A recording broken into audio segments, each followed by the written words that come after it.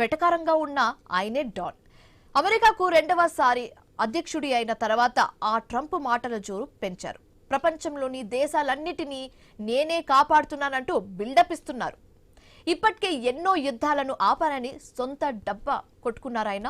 India Pak విషయంలో అదే పాట పాడడం మొదలుపెట్టారు. భారత్ మొదలుపెట్టిన ఆపరేషన్ సింధూర్ నుంచి అదే పాత చింతపండు అన్నట్టుగా పాత పాటే పాడుతున్నారు ట్రంప్. అదే ఇష్యూపై తాజాగా మరోసారి రిపీట్ చేశారు. కాకపోతే ఇప్పుడు కొత్తగా పెద్ద బాంబు పేల్చారు ట్రంప్. భారత్ పాకిస్తాన్ దేశాల మధ్య అణు యుద్ధం జరగకుండా ఆపింది నేనేనంటూ చెప్పుకొచ్చిన ట్రంప్ పాక్ ప్రధాని కూడా చనిపోయేవారని కుండబద్దలు కొట్టారు. అంతేకాదు భారత్ పాకిస్తాన్ల మధ్య యుద్ధ మేఘాలను తానే తొలగించారని, తాను జోక్యం చేసుకోకపోతే ఇరు దేశాల మధ్య పెద్ద యుద్ధమే జరిగేదని చెప్పారు. ఆ యుద్ధం జరిగి ఉంటే కనీసం 3.5 కోట్ల మంది ప్రాణాలు కోల్పోయేవారని, పాకిస్తాన్ ప్రధాని కూడా చనిపోయేవారని బాంబ్ పేల్చారు ట్రంప్. తన దౌత్యంతోనే పెను ప్రమాదం తప్పిందని ట్రంప్ చెప్పడం ఇప్పుడు సెన్సేషన్ గా మారిందని చెప్పొచ్చు.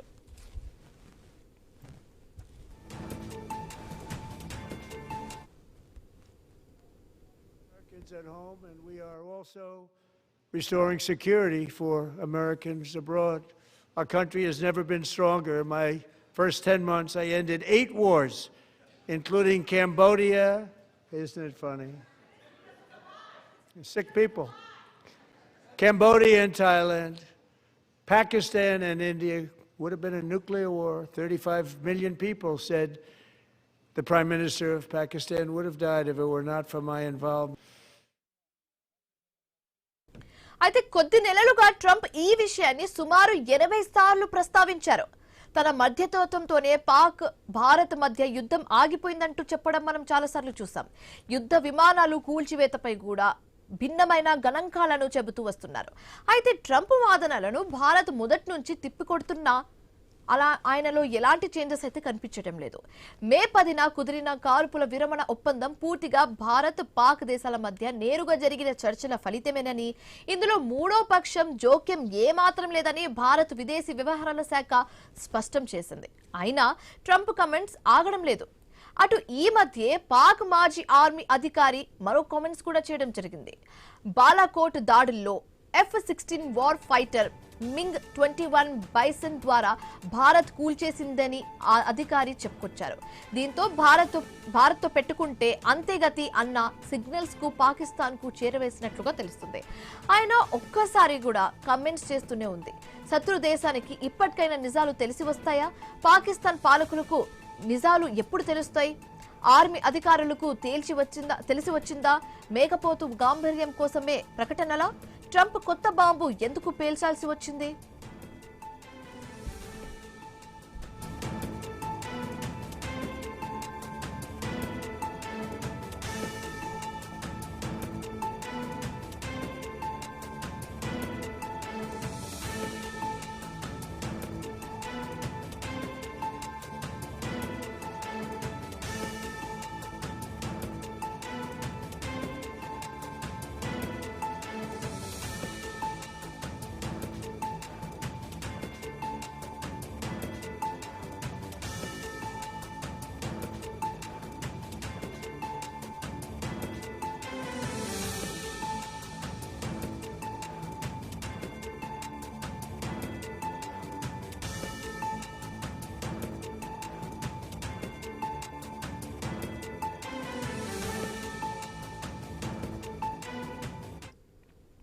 రైట్గా ఇదే అంశానికి సంబంధించి మరింత తాజా సమాచారం మా కలీగ్ హిమా న్యూస్ రూమ్ నుంచి అందిస్తారు. హిమా, చెప్పండి. ఫస్ట్ టైం కాదు, సెకండ్ టైం కాదు ట్రంప్ ఇలాంటి కమెంట్స్ చేయడం మనం చాలా సార్లు చూసాము. ఆ మధ్య ఇండియా పాకిస్తాన్ వార్ ఆపింది నేనేనని చాలా సార్లు చెప్పుకోవడం మనం చూసాము. కానీ ఈసారి కొత్తగా పాక్ ప్రధానిని నేనే కాపాడాను, నా వల్లే ఆయన బతికి ఉన్నారని చెప్పడం కూడా ఒక ఇంట్రెస్టింగ్ ఫ్యాక్ట్ అని చెప్పొచ్చు. సో ఈ కమెంట్స్ ని ఎలా చూడొచ్చు అంటారు? Right, thank you Shivani. America the state of the union address లో కూడా ట్రంప్ మళ్ళీ ఇలాంటి సంచలనమైన వ్యాఖ్యలు చేశారు. అంటే మే 10, 2025 నుండి ఇప్పటి వరకు కూడా 80 సార్లకు పైగా కూడా ట్రంప్ అమెరికా అదే భారతదేశానికి పాకిస్తాన్కి మధ్యలో పలు దేశాలకు సంబంధించి కూడా యుద్ధాన్ని ఆపానంటూ కూడా ఆయన మాట్లాడడం జరిగింది. అయితే ఈసారి ఆయన కొత్తగా కూడా పాక్ ప్రధాని ఎవరైతే షబాజ్ షరీఫ్ ను తనను కూడా కాపాడాను అంటూ కూడా ఆయన ఒక కొత్త విషయాన్ని కూడా బయట పెట్టడం జరిగింది. సో అంటే 3.5 మిలియన్ల మంది అంటే 3.5 కోట్ల మంది పైగా కాపాడారు. ఆ మంది ప్రజలతో పాటు పాక్ ప్రధాని కూడా కాపాడింది నేనే అంటూ కూడా కొంత ఓవర్ హైప్ చేసిన మాటలు కూడా మనం విన్నాం. సో దాంతోపాటు అంటే పాకిస్తాన్ ఇండియా మధ్య అణుయుద్ధం వచ్చే పరిస్థితిని కూడా ఆపారంటూ కూడా పేర్కొన్నారు. యుద్ధం జరిగితే 3.5 కోట్ల మంది అయితే చనిపోయేవారు, పాక్ ప్రధాని కూడా హతమయ్యేవారు అన్నారు. బట్ ఇదే సమయంలో బాలాకోట్ దాడుల సమయంలో పాక్ చెందిన F-16 విమానాన్ని భారత్ కూల్చిందని ఒక మాజీ పాక్ ఆర్మీ అధికారి ఒక సంచలనమైన వ్యాఖ్యలు చేశారు. అంటే జస్ట్ ఈ మొత్తం 3 పరిణామాలను ఒక్కసారి చూస్తే నిజంగా ట్రంప్ వ్యాఖ్యలు ఒక్కసారి మనం చూస్తే నిజంగా కూడా ట్రంప్ మధ్యవర్తిత్వం చేశారా, లేకపోతే అమెరికా పాత్రను హైలైట్ చేయడానికి మాత్రమే ఇలాగ ప్రతిసారి పదే పదే ట్రంప్ ఇలాంటి వ్యాఖ్యలు చేస్తున్నారు అనేది కూడా ఒకసారి చర్చకు వచ్చింది. అలాగే భారత వైఖరి, భారత్ ఎప్పుడు కూడా అంటే ద్వైపాక్షిక సమస్యలో మూడో దేశం యొక్క జోక్యాన్ని ఎప్పుడూ కూడా భారత్ సమర్థించదు, ఒప్పుకోదు. మోదీ ప్రభుత్వం భారత సరిహద్దులను కాపాడే శక్తి తన దగ్గర ఉందంటూ కూడా మొదటి నుంచి కూడా ఆయన మాట్లాడుతున్న పరిస్థితి, అదే విధంగా సంకేతాలను కూడా ఇస్తున్నారు. ఇంకా పాక్ పరిస్థితి ఏ విధంగా ఉంది అంటే బాలాకోట్ తర్వాత పాక్ అంటే భయం పెరిగిందనే చర్చ అయితే బయటకు వస్తుంది. ఇమ్రాన్ ఖాన్ ప్రభుత్వం నిజంగా కూడా అప్పట్లో అంతర్జాతీయ ఒత్తిడికి లోనైందా అనే విధంగా కూడా ఈ విషయాలు ఇప్పుడు ట్రంప్ ఈ నేపథ్యంలో మాట్లాడిన విషయం బట్టి కూడా చర్చ అయితే బయటకు వస్తుంది. ఈ మధ్య మనం పాక్ రిటైర్డ్ ఆర్మీ అధికారి లెఫ్టినెంట్ కర్నల్ Feb 14న అంటే ఉమైర్ బంగాష్ అంటే పాక్ మాజీ SSD కమాండర్ ఒక వీడియో అయితే వైరల్ అవుతోంది. సో ఏంటి ఆ వీరల్ అంటే 2019 బాలాకోట్ ఇన్సిడెంట్ ఎప్పుడు జరిగిందో అప్పుడేమో 3 పారాషూట్లు కనిపించే, ఒకటి అభినందన్ వర్ధమాన్ MiG-21 బైసన్, మిగతా 2 పాక్ F-16కి చెందినవన్నమాట. సో అందులో F-16 ఏదైతే యుద్ధ విమానం ఉందో ఒక పైలట్ ల్యాండింగ్ చేస్తున్న సమయంలో కూలిపోయి ఒకడు హాస్పిటల్లో మరణించినట్టుగా కూడా తెలిసింది. సో అభినందన్ R-73 మిసైల్ తో F-16 కూల్చేశారు 7 సార్లు. అంటే ఇప్పటికీ జరిగిన ఇప్పటి వరకు కూడా మనం అబ్జర్వ్ చేస్తే F-16 విషయంలో అమెరికా కౌంట్ ప్రకారం అసలు చాలా వరకు సేఫ్ అని చెప్పుకోవచ్చు. బట్ ఇప్పుడు సొంత ఆర్మీ మాజీ అధికారి కూడా F-16 తమ సొంత రెఫెల్ ఒకటి కూలిపోవడం అనేది ఇప్పుడు ఆయన మాటలో టంగ్ స్లిప్ అయి బయటకు వచ్చింది. ఇదే ఇప్పుడు కూడా చాలా వరకు కూడా చర్చనీయాంశం అవుతుంది. రైట్, మాట్లాడదాము. పెంటపాటి పుల్లారావు గారు విశ్లేషకులు జాయిన్ అయ్యారు, అలాగే అంది సత్యం గారు విశ్లేషకులు జాయిన్ అయ్యారు. ముందుగా పెంటపాటి పుల్లారావు గారు, చాలా సార్లు మనం చూసాము ట్రంప్ ఈ విధమైన క్లైమింగ్ మాటలు సెల్ఫ్ ప్రమోషన్ కోసం మనం అర్థం చేసుకోవాలా ఈ మాట. అలాగే ఈ విధంగా అంటే ఈసారి పాక్ ప్రధాని PM ఎవరైతే ఉన్నారో షహబాజ్ షరీఫ్ ని నేనే కాపాడను, లేకపోతే ఆయన చనిపోయేవాడు, 3.5 కోట్ల మంది ప్రజలతో పాటు పాక్ ప్రధాని కూడా కాపాడనంటూ కూడా ఒక రకమైన సెల్ఫ్ డబ్బాగా మనం చూసుకోవాలా, ఎట్లా అర్థం చేసుకోవాలి ట్రంప్ మాటల్ని? ట్రంప్ మాటల్ని అర్థం చేసుకోకూడదు. నేను ఎప్పటి నుంచి చెప్తూ ఉన్నా. చెప్తే మా ఫ్రెండ్ సచిన్ గారు లాంటి వాళ్ళకి లాంటి అంటే ఆయన అనలేదు, నన్ను విమర్శిస్తారు, నిశ్శబ్దంగా వినాలి. ఇప్పుడు ఏమన్నాడు, వాడు చచ్చిపోయాడు నేను రక్షించాను అన్నాను. ఎంతమంది విన్నారు? 100 కోట్ల మంది విన్నారు, చూసి. పాకిస్తాన్ అంతా గొడవ. మన ప్రధానమంత్రి అస్తమానం పొగుడుతూ ఉంటే వాడు ఆఖరికి అవమానం చేసి ఒక జోకర్గా చేశాడా లేదా?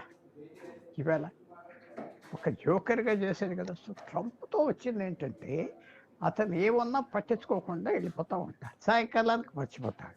మళ్ళీ వీళ్ళే జ్ఞాపకం చేస్తున్నారు. పాకిస్తాన్ వాళ్ళు ఏం చేస్తున్నారంటే అస్తమానం మీరే రక్షించారు సార్, మీరే చేశారు, ఏదో పొగుడుతున్నాడు. ఆ పొగడతంలో ఇతనికి ఆఖరికి ఒక స్టేజ్ వచ్చాక ఇలాగే జరుగుతాయి ఈ అవమానాలు కొనుక్కొని మనం వెళ్ళినట్టుగా. చాలామంది ఇప్పుడు మీ టీవీ మీద చూసా, ఇప్పుడు 80 సార్లు అన్నాడు పాకిస్తాన్ భారతదేశం యుద్ధం నేను ఇంకా 800 సార్లు అనుకుంటున్నా. మీరు విన్నది 80. ఎవరు వెళ్ళినా వైట్ హౌస్కి కూడా చెప్తా ఉన్నాడు, నేను జాబ్ చేశా, 5 కోట్ల మంది చచ్చిపోదును, ఏదో అది ఇది చెప్తా వచ్చాడు.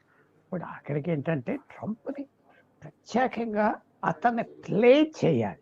ఎవరు బాగా ప్లే చేస్తున్నారు అతన్ని? వ్లాదిమిర్ పుతిన్ పొగుడుతున్నాడు, ఇష్టం వచ్చింది చేసుకుంటా పోతున్నాడు. సో అందువల్ల ఇది మనకి ఇన్నిసార్లు మన దేశంలో కూడా చాలామంది రెచ్చగొట్టేవారు. వేరే ట్రంప్ ఇలాగంటున్నాడు, ప్రభుత్వం మాట్లాడలేదు, ట్రంప్ అలాగనే రెచ్చగొట్టేవారు. మాట్లాడకుండా, ఎందుకంటే ఒక ఇంటెలిజెంట్ ఫారెన్ మినిస్టర్ మనకు ఉన్నాడు కాబట్టి. ఆయన అంబాసిడర్గా అమెరికాలో చేశాడు, ఫారెన్ సెక్రటరీ చేశాడు, జయశంకర్, ఒక పేరు కూడా ఉన్నది ఆయనకి. ఆయన మాట్లాడకుండా ఈ ట్రంప్ తుఫాన్ తప్పుకుంటా పోవాలి. పాకిస్తాన్లో తిరిగితే ఏమవుతుంది? అదే నరేంద్ర మోడీని అన్నాడు అనుకో, దేశం అంతా అల్లరైపోతుంది కదా. ఇవాళ మోడీని రక్షించడానికి. సో చాలా ఇవాళ జరిగింది ఏంటంటే ఇవాళ మార్నింగ్ అది మీరు చూస్తుంటారు, నేను చూశాను, state of the union message చాలా మోడరేట్గా మాట్లాడాడు ట్రంప్. ఆ సుప్రీంకోర్టు జస్టిసెస్ ఎదురుగా ఉన్నారు, అందరిని తిట్టేస్తాడు అనుకుంటే ఏం తిట్టలేదు, ఎక్కువగా మాట్లాడాడు. ఆయన చెప్పిన మాట అన్నాడు. భారతదేశం కూడా మీరు మర్చిపోతున్నారు, నరేంద్ర మోడీ ఒక 4 క్రితం 15 రోజుల క్రితం మాట్లాడినప్పుడు ట్రంప్తో మీరు బాగా ప్రయత్నం చేస్తున్నారు యుక్రెయిన్కి రష్యాకి శాంతి కోసం ముందరికి వెళ్ళండి అని, అది కూడా పొగిడాం మెల్లిమెల్లిగా. సో అందువల్ల ఇది ఎలా చూడాలంటే పాకిస్తాన్ చీటింగ్ మాటకి మా దగ్గర 150 బాంబులు ఉన్నాయంటాడు, ఆ బాంబులు ఇస్లామిక్ బాంబు అంటారు. ఆఖరికి ఎంతవరకు తీసుకెళ్తారంటే అవి పోయే వరకు నిద్రపోరు. ఎలా పోతాయంటే ఎవరేం చెప్తాం. ఈవేళ ఇరాన్ దగ్గర ఉన్న న్యూక్లియర్ ఫెసిలిటీ బాంబు చేసేయటానికి సిద్ధమవుతున్నారు. చేస్తారు వేరే మాట, అది ఎవరు అనుకున్నారో 5 సంవత్సరాల క్రితం. సో పరిస్థితులు ఎలా వస్తాయి చెప్పలే. ప్రస్తుతం మనం ట్రంప్తో చాలా మంది అంటారు, మనం అతను తిరిగి తిడితే మనకు ఒక పెద్ద లోపం ఉన్నది భారతదేశానికి. సంవత్సరానికి 300, 400, 3 లక్షలు 4 లక్షలు వీసాలు కావాలి. అది ఉంటే చాలు మన వాళ్ళకి, మన మధ్యతరగతి వాళ్ళు అనుకోని పైసా అవన్నీ పాస్ చేస్తాడు. సో క్వైట్గా మనం ముందరికి వెళ్ళిపోవాలి. ఆ ఒత్తులు మన మీద లేదనుకో గెట్ అవుట్ అని చెప్పేది మన వాళ్ళు ఇప్పుడు. గెట్ అవుట్, మాకేం లెక్కలేదు పో అందరూ, ఎందుకంటే మనకేం లెక్కలేదు నిజంగా. సో మనం జాగ్రత్తగా ముందరికి వెళ్ళాలి. తర్వాత అతను ప్లే చేసాడు ముందర, పాకిస్తాన్ అన్నాడు, ఆర్మీ చీఫ్ని తీసుకొచ్చి కూర్చోబెడితే మనం ఏదో పరిగెడతాం అనుకుంటా, అది పరిగెట్టలేదు. మళ్ళీ ఆ రోజు నుంచి ఇవాళ వరకు లేదు ఇవి లేదు పొగుడుతూ ఉంటారు, చాలా గొప్ప అంతే. సో ట్రంప్ అన్ని రకాలుగా ట్రై చేశాడు భారతదేశాన్ని బెదిరించడానికి. అంటే పుల్లారావు గారు, అంటే బాలాకోట్ అంటే 2019 ఇన్సిడెంట్ MiG-21 బైసన్ తోటి F-16 కూల్ చేసినట్టు 7 ఏళ్ల తరువాత ఇప్పుడు ఆ విషయాన్ని కూడా అంటే పాక్ బయటపెట్టింది. పాక్ రిటైర్డ్ ఆర్మీ ఆఫీసర్ ఎవరైతే ఉన్నారో ఉమైర్ బంగాష్ ఇప్పుడు దాన్ని కన్ఫర్మ్ చేశారు. అంటే ఎట్లా మనం చూడాలి, 7 ఏళ్ల తర్వాత కూడా అబద్ధాలు ఇప్పుడు బయటపడ్డాయి. సో భారత్ ఎయిర్ ఫోర్స్ ఎంత స్ట్రెంగ్ అయింది అంటే ఈ పాక్ ఒక ఆర్మీ అధికారి ఈ విధంగా చెప్పడాన్ని ఎట్లా మనం అర్థం చేసుకోవాలి? ఒకటి, భారతదేశం మనకి ఆర్మీ రూల్ లేదు. మన డాక్ట్రిన్ అంటే మన మిలిటరీ ఆబ్జెక్టివ్ ఏంటంటే యుద్ధం లేకుండా చేసుకోవాలి, యుద్ధం లేకుండా చేయాలి, మినిమం యుద్ధం చేయాలి. పెద్ద యుద్ధం అవుతే మనం ఫినిష్ అయిపోతాం. చాలామంది ఎప్పుడు ఏమంటారంటే వాళ్ళు ఎప్పుడు never heard a sound gun fire in anger. అలాంటి యుద్ధం చేసేయాలి, చంపేయాలి, వెళ్ళిపోవాలి. పాకిస్తాన్ ఏం జరిగే పనులు కాదు. మనకి చైనా ఓ పక్కన ఉన్నారు, ఓ పక్కన బంగ్లాదేశ్ ఉన్నది, ఓ పక్కన పాకిస్తాన్ ఉన్నది, ఓ పక్కన మిగతా దేశాలు అందరూ భారతదేశం జారి పడితే మంచిది అని అందరికీ ఉంటుంది. ఎందుకంటే మన కిందకి వెళ్తే వాళ్ళు పైకి వస్తారు. సో అందువల్ల అలాంటి పరిస్థితిలో మనం చెప్పినా మనం ఎక్కువ గొప్ప చెప్పుకోకూడదు కూడా, ఎందుకంటే అది చైనాకి వాళ్ళకి తొందర వస్తాయి. మొన్న యుద్ధం జరిగింది సింధు, చైనీస్ ఇంటెలిజెన్స్ ఇచ్చాడు, చైనీస్ శాటిలైట్స్ ఇచ్చాడు. పెద్ద పుకార్లు ఏంటంటే చైనీస్ టెక్నీషియన్స్ వాళ్ళే నడిపారు, వాళ్ళ ఏమంటారు ఆ డ్రోన్స్ అంతా వాళ్ళే నడిపారు, టర్కిష్ వాళ్ళు నడిపారు. ఎందుకు బయట పెట్టలేదు, బయట పెట్టుకోరు. అలా చూసుకుంటా పోవాలి, మనం సమయం గడపాలి. సో మనం F-16 డౌన్ చేస్తామంటే వాళ్ళు ఏదో చేస్తారు. వచ్చే యుద్ధం ఇలాగ ఉండదు కదా, వచ్చే 6 నెలల తర్వాత యుద్ధం ఎలాగుంటుంది. లక్షల డ్రోన్స్, స్వామ్ డ్రోన్స్ వదిలేస్తారు, ప్లేన్లు ఎంత ఊరుకునే మన షోకి. యుద్ధం మారిపోతుంది రోజు. మనం అదేదో జరిగింది కరెక్టే, అందరికీ తెలుసు, చాలా గొప్పగా చేశారు. వాళ్ళు ఎంత చేసినా ఒక్క చిన్న డ్రోన్ రానివ్వలేదు. ఒక్క డ్రోన్ వచ్చి ఢిల్లీ మీద చిన్న గ్రెనేడ్ వేస్తే ఏమైపోతుంది, మనకున్న గౌరవం పోదు. భారతదేశం పాకిస్తాన్తో ఒక యుద్ధం కూడా ఓడిపోకూడదు, ఒక్కరోజు కూడా. పాకిస్తాన్ ఒక్కసారి గెలిచిందా మనం ఫినిష్ అయిపోతాం, జ్ఞాపకం పెట్టుకో. ఒక్క యుద్ధం వాళ్ళు గెలిచారా మనం ఫినిష్ అయిపోతాం.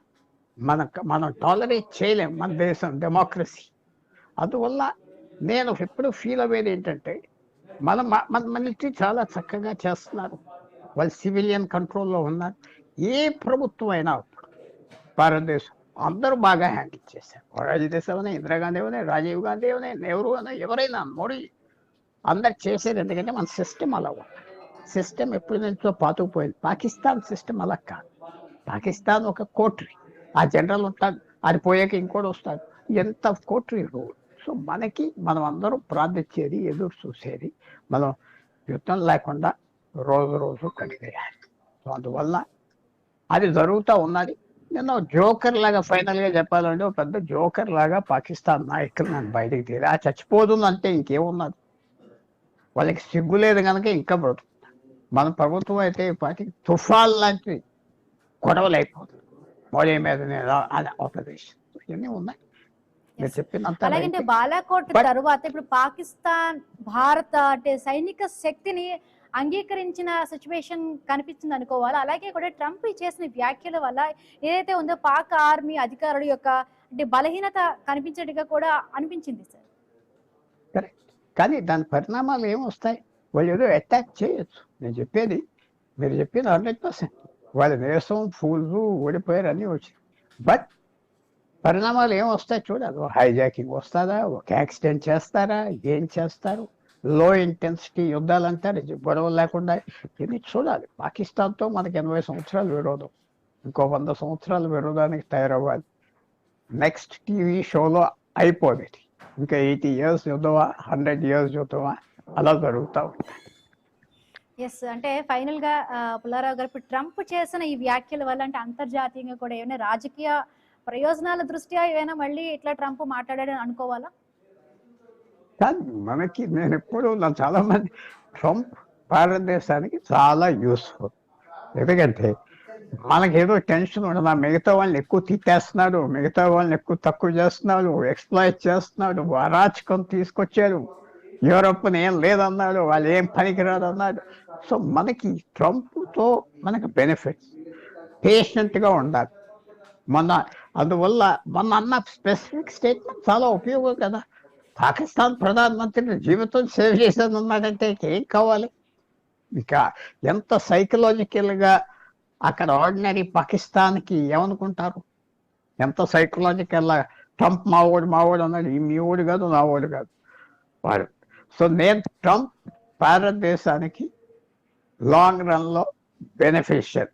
కానీ మనం కొన్ని ఇలాంటి తిట్టుకోవటం, ట్రేడ్ ఇవన్నీ పట్టించుకోకూడదు, మొదలుకి వెళ్ళిపోవాలి, అడ్జస్ట్ అయిపోతాయి. సో మనం ఎదురు చూద్దాం, ట్రంప్ మనకి నేను అనుకున్నట్టుగా ఉపయోగపడతాడని. థ్యాంక్ యూ సో మచ్ అండి పుల్లారావు గారు. థ్యాంక్ యూ అమ్మా, థ్యాంక్ యూ సచిన్ గారు. రైట్ సత్యం గారు, సో ఎట్లా మనం అర్థం చేసుకోవాలి ట్రంప్ ఈ వ్యాఖ్యల్ని? ఒకవేళ ట్రంప్ వ్యాఖ్యల్ని పాకిస్తాన్ ప్రధాని కాపాడాడు అని అంటున్నారు. సో అది ఒక రకమైన మనకి ఒక హ్యాపీనెస్ ఇచ్చినా కూడా అంటే మన యొక్క భారత సైనిక శక్తిని కూడా అక్కడ ఒక రకంగా ఇండైరెక్ట్ గా కూడా ట్రంప్ పొగినట్టుగా అనిపించింది. బట్ అది at the same time Pakistan దాన్ని నెగిటివ్ గా తీసుకుని మళ్ళీ మన పైన ఏవైనా కూడా ఎయిర్ స్ట్రైక్స్ కానీ ఏవైనా చేసే అవకాశం ఉందా?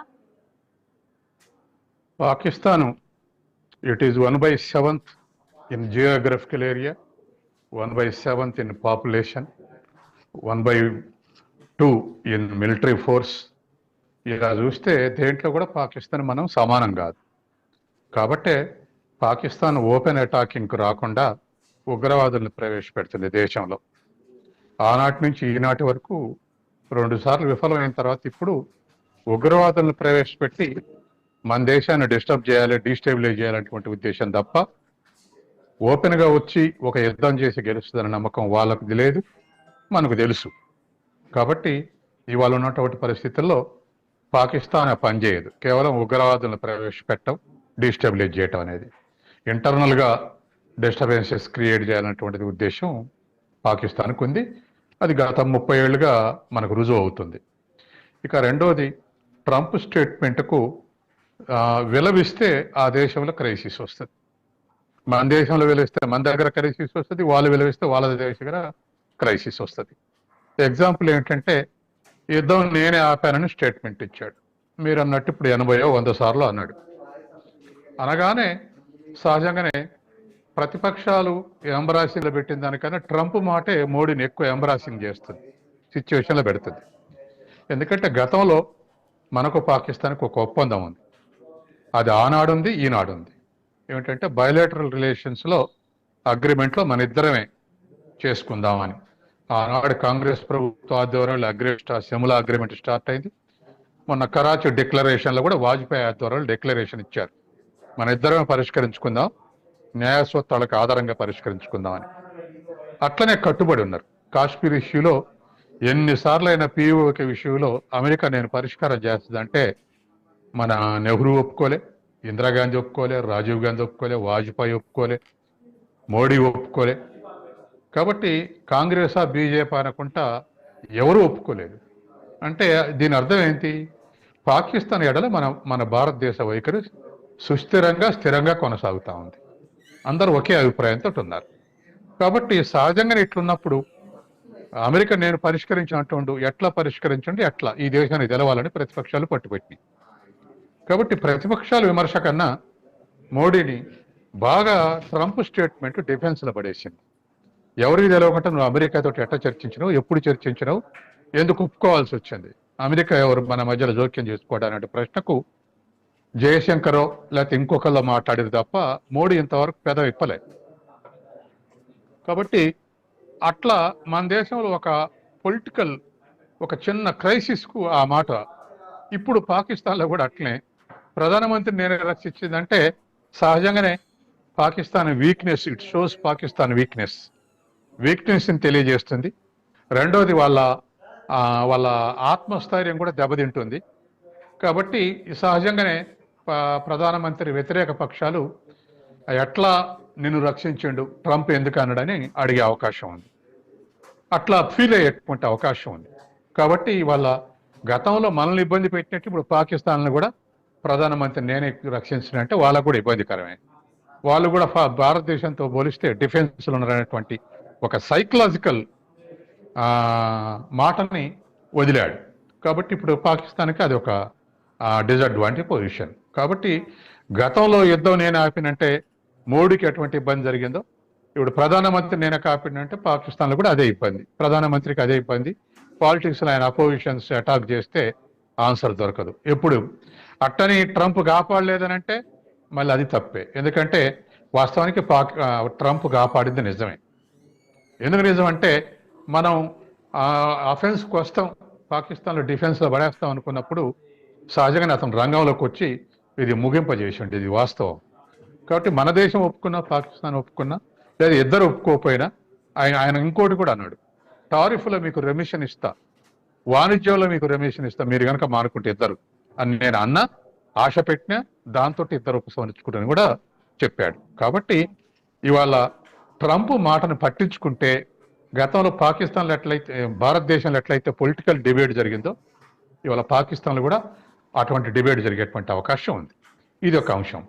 ఇక బాలాకోట విషయానికి వస్తే ఆనాడు బాలాకోట మీద మనకు పుల్వామా మీద దాడి జరిగినప్పుడు బాలాకోట మీద మన వాళ్ళు అటాక్ చేశారు. ఇటువంటి ఎయిర్ స్ట్రైక్స్ హీరోయిక్ ఉంటుంది. అందులో అభినందన రావటం వల్ల అది ఇంకా మరింత హీరోయిక్ ఉంది. కానీ వాళ్ళ F-16 కూల్చారని చెప్పేసి అప్పుడు అనలేదు. కానీ ఆ తర్వాత మనం అనుకున్నాం. కానీ వాళ్ళ పాక్ ఆర్మీ జనరల్ ఒక ఆయన F-16 పోగొట్టుకున్నామని చెప్పేసి F-16 పోగొట్టుకున్నామని చెప్పేసి ఆయన స్టేట్మెంట్ ఇవ్వడంతో సహజంగానే మన మిలిటరీకి ఆ క్రెడిబిలిటీ వస్తుంది, మనం కూల్ చేశామని చెప్పేసి అన్నదానికి. కాబట్టి ఇవాళ ఉన్నటువంటి పరిస్థితుల్లో ఆనాడు ఇమ్రాన్ ఖాన్ ప్రధానమంత్రిగా ఉన్నాడు బాలాకోట ఇన్సిడెంట్ జరిగినప్పుడు. ఆయన ఈఎన్ఓలో మాట్లాడుతున్నప్పుడు నేను విన్నా ప్రత్యక్షంగా బీబీసీలో. ఆయన ఏమన్నాడంటే మా దేశం 1/7, మా మిలిటరీ మా పాపులేషన్ 1/7, కానీ మేము భారతదేశంతో యుద్ధం చేయవలసిన రావటం మాకు అడ్వాంటేజ్ కాదు, కానీ వాళ్ళు దేశం మీద అటాక్ చేస్తుంటే మేము ప్రతిఘటించక తప్పదు, ఏం చేయమంటారని చెప్పేసి యుఎన్ అన్నాడు. కాబట్టి ఆ మాత్రం కూడా రేషనల్గా ఇవాళ అనుకుంటే సైనిక పాలకులు లేరు. ఏదో మీసాలు తిప్పి మేము కూడా దాడి చేస్తాం, మేము కూడా స్మాష్ చేస్తాం ఇండియాని, మేము ఢిల్లీని వరకు స్మాష్ చేస్తాం, ఇటువంటి స్టేట్మెంట్ అనేక మంది ఇస్తుంటారు. అసలు ముందు మనం పాకిస్తాన్ తోటి పోల్చుకోవడానికి వీల్లేదు. ours is a democratic system. Our military committed to the national security, not for political security. అది మన దేశ సెక్యూరిటీ కట్టుబడి ఎన్ని మాటలు ఎంత ప్రయత్నం అక్కడక్కడ ప్రయత్నాలు జరిగినాయి మన మిలిటరీని రెచ్చగొట్టడానికి. కానీ ఏనాడు రెచ్చిపోలేదు, ఏనాడు పొలిటికల్ ఇన్వాల్వ్మెంట్ లేదు. కానీ పాకిస్తాన్ మిలిటరీకి ఎప్పుడు అదే చేస్తారు, రాజ్యాన్ని ఏడాలి. అనేక సార్లు సైనిక ప్రభుత్వాలు వచ్చినాయి అక్కడ. తర్వాత ఇప్పుడు కూడా పేరుకు వాస్తవానికి డెమోక్రటిక్ ఎన్నికైంది ఇమ్రాన్ ఖాన్, కానీ అమెరికాకు వ్యతిరేకంగా స్టేట్మెంట్ ఇచ్చారు. మా దేశం ఇట్లా కావటానికి అమెరికా కారణం అని ఇమ్రాన్ ఖాన్ స్టేట్మెంట్ ఇచ్చాడు. భారతదేశం నుంచి నేర్చుకోవాలని ఇచ్చాడు. అది ఇష్టపడని అమెరికా ఇమ్రాన్ ఖాన్ ఎంపీలు 30 మందిని జీల్ చేసి ఇప్పుడున్నటువంటి బొంత ప్రభుత్వానికి మద్దతు ఇప్పిస్తున్నాడు. అమెరికా ఇప్పుడున్నటువంటి అతుకుల బొంత ప్రభుత్వానికి వీళ్ళు నిజంగా ఇప్పుడు అధికారంలో షరీఫ్ కానీ వీళ్ళు ఎన్నికల్లో గెలిచి వచ్చిన వాళ్ళు గారు. ఇమ్రాన్ ఖాన్ 30 మందిని లాక్కొని అమెరికన్ సపోర్ట్ తోటి నడుస్తుంది. కాబట్టి ఇవాళ అందుకే వాళ్ళు బలహీనులని తెలిసే ట్రంప్ వాళ్ళని ఆహ్వానిస్తుండే వైట్ హౌస్ కు మున్నీర్ను ఆహ్వానిస్తుండు. ఇప్పటికే 2 సార్లు మున్నీర్ను ఆహ్వానించాడు. తర్వాత మున్నీరు తర్వాత ఉగ్రవాదులకు ఒక సేఫ్ హ్యాండ్ ఇస్తుంటాడు. ఏ మిలిటరీ ప్రభుత్వం ఉన్నా ఉగ్రవాదులను కాదని అమెరికాల ప్రభుత్వాలు నడిపేటువంటి స్థితిలో లేదు. కాబట్టి మనం మున్నీరున్నా, ఇంకొకరున్నా, షరీఫ్ ఉన్నా, ఇమ్రాన్ ఖాన్ ఉన్నా, అక్కడ ఉన్నటువంటి ఉగ్రవాదుల యొక్క పాత్ర కొనసాగుతుంది. ఉగ్రవాదులు చనిపోయినాడు కూడా వాళ్ళ దహన క్రియలకు మిలిటరీ ఆఫీషియల్స్ అటెండ్ అయినట్టుగా మనకు ఫోటో వచ్చాయి. ఒక్క మాట. కాబట్టి మన వైఖరి స్థిరమైన వైఖరి ఇప్పటి వరకు స్వాతంత్రం వచ్చిన కాంచి ఇప్పటికి ఏ ప్రధానమంత్రి అయి ఉన్నా వైఖరి కలిగి ఉన్నారు. కాబట్టి ఇప్పుడు డైల్యూట్ కావద్దు. ఎస్ సత్యం గారు, అంటే ఫైనల్ గా ఇప్పుడు పాక్ మాజీ ఆఫీసర్, ఆర్మీ ఆఫీసర్ ఎవరైతే ఉన్నారో తాజాగా ఆయన ఇప్పుడు F-16 కూల్చివేత గురించి చెప్పారు. సో మొన్న మనకి ఇక్కడ ఆపరేషన్ సింధూర్ లో చూసాము, పాక్ ఎయిర్ బేస్లు కానీ AWACS వంటి F-16 రాడర్స్ అన్ని కూడా కూలిపోయిన పరిస్థితి. అంటే మనకు సంబంధించి ఇప్పుడు బ్రహ్మోస్ కానీ స్కాల్ప్ ఈజీ వంటి ఇప్పుడు ఈ ప్రెస్టీజియస్ ఏవైతే రాడర్స్ ఉన్నాయో, అంటే వెపన్స్ ఉన్నాయో, ఇవన్నీ కూడా చాలా ఎఫెక్టివ్ గా పనిచేశాయని ఈ అంటే లేటెస్ట్ స్టేట్మెంట్ తో మనం అర్థం చేసుకోవచ్చు. ఆనాడు మనం అనుకున్నది కన్క్లూజన్కి వచ్చింది అదే కదా. సింధూర్ కాన్ఫ్లిక్ట్ సందర్భంగా మనం 8-9 ఎయిర్ బేసెస్ స్మాష్ చేశాం. అవి కూడా ఉగ్రవాదులు ఉపయోగిస్తారు వాటిని. కాబట్టి సక్సెస్ఫుల్గా స్మాష్ చేశాం. మన బ్రహ్మోస్ అనుకున్న ఆబ్జెక్టివ్కి అనుగుణంగా పనిచేసిందని చెప్పేసి మనం స్టేట్మెంట్ ఇచ్చాం కూడా. అది కన్క్లూజన్ కూడా. అందుకని రిలేటివ్గా మరొక దేశంతో మనం ఎఫెన్స్లో ఉన్నామా డిఫెన్స్లో ఉన్నాం కాకుండా మన మిలిటరీ ఎప్పటికప్పుడు అప్గ్రేడ్ అవుతా ఉంది. ఎందుకంటే ఒకప్పుడు రష్యా నుంచి 70% ఆయుధాలు దిగుమతి చేసుకునే వాళ్ళం. ఇవాళ రష్యా నుంచి 30% తగ్గింది. దరిదాపు 28% ఫ్రాన్స్ నుంచి F-16 దిగుమతి చేసుకోవటం వల్ల నెక్స్ట్ రష్యా టు సెకండ్ ఫ్రాన్సే మనం దిగుమతి చేసుకుంటున్నాం. ఎందుకని రష్యా అంటే ఇష్టం లేక కాదు, ఇంకా అప్డేట్ చేసుకోవటానికి, మెకనైజ్డ్ చేసుకోవటానికి, సోఫిస్టికేటెడ్ వెపన్స్ సమకూర్చుకోవడానికి వాళ్ళ మనం ఫ్రాన్స్ నుంచి దిగుమతి చేసుకుంటున్నాం. ఆ తర్వాత అమెరికా నుంచి కూడా ఒకప్పుడు 3% ఇంపోర్ట్స్ ఉండేవి. ఇప్పుడు వాళ్ళవి కూడా 17% ఇంపోర్ట్ చేసుకుంటున్నాం. కాబట్టి ఏ దేశం అనేది కాకుండా మన సెక్యూరిటీకి అనుగుణంగా మనం చేసుకుంటున్నాం. తర్వాత డొమెస్టిక్ ప్రొడక్షన్ కూడా పెంచేసి అందులో కొన్ని మనకు ఉపయోగపడుతున్నాయి కాబట్టి మన బ్రహ్మోస్ని మనం అప్రిషియేట్ చేస్తున్నాం. కాబట్టి ఒకే విధమైనటువంటి స్థిరమైనటువంటి విధానంతో మనం పాకిస్తాన్ కానీ పాకిస్తాన్ సపోర్ట్ చేసే అమెరికాని కానీ ఎదుర్కోగలం. Right, thank you so much అండి అందే సత్యం గారు డ్రైవ్ లో పాల్గొన్నందుకు. సో చూసారు కదా, ఇది వాళ్ళ question hour. Keep watching I news. మీతోనే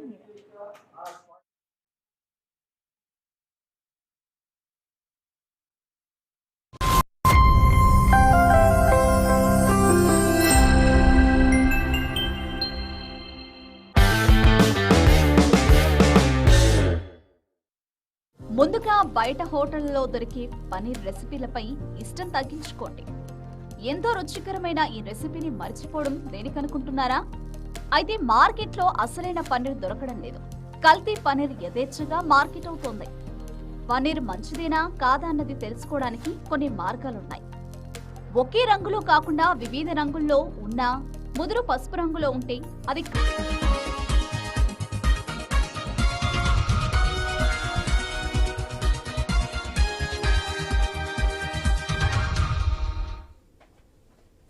Welcome to